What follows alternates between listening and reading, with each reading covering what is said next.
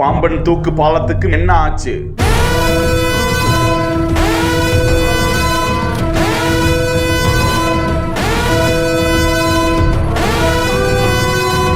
தென்னக ரயில்வேயின் முதன்மை நிர்வாக இயக்குனர் நேரில் வந்து ஆய்வு.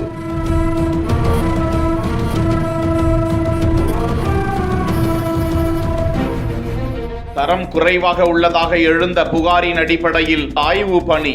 1914ஆம் ஆண்டு கட்டப்பட்ட பாம்பன் ரயில் பாலத்தில் அடிக்கடி தொழில்நுட்ப கோளாறுகள் ஏற்பட்டு வந்த நிலையில் புதிய ரயில் பாலம் கட்டும் பணியை 2019 ஆகஸ்டில் மத்திய அரசு தொடங்கியது. இதற்கிடையே பழைய ரயில் பாலத்தில் ரயில் சேவை நடந்து வந்த நிலையில் 2023 டிசம்பர் 23ஆம் தேதி முதல் பழைய ரயில் தூக்கு பாலத்தில் ஏற்பட்ட தொழில்நுட்ப கோளாறு காரணமாக முற்றிலும் ராமேஸ்வரத்திற்கு ரயில் சேவை நிறுத்தப்பட்டது. வெளிமாநில வெளி மாவட்டங்களில் இருந்து வரக்கூடிய ரயில்கள் அனைத்தும் மண்டபம் ரயில் நிலையத்திலோ அல்லது ராமநாதபுரம் ரயில் நிலையத்திலோ நிறுத்தப்பட்டு வருகிறது. இந்த நிலையில் 555 கோடி ரூபாய் மதிப்பீட்டில் புதிதாக கட்டப்பட்டு வரும் பாம்பன் ரயில் செங்குத்து தூக்கு பாலம் பணிகள் அனைத்தும் மும்முரமாக நிறைவடைந்து திறப்பு விழாவுக்காக காத்திருக்கும் நிலையில் அந்த பாலத்தில் தரம் குறைவாக உள்ளதாக புகார் எழ தென்னக ரயில்வே முதன்மை நிர்வாக இயக்குனர் RK கோயல் தலைமையில் அதிகாரிகள் அந்த பாலத்தை ஆய்வு செய்து வருகிறார்கள்.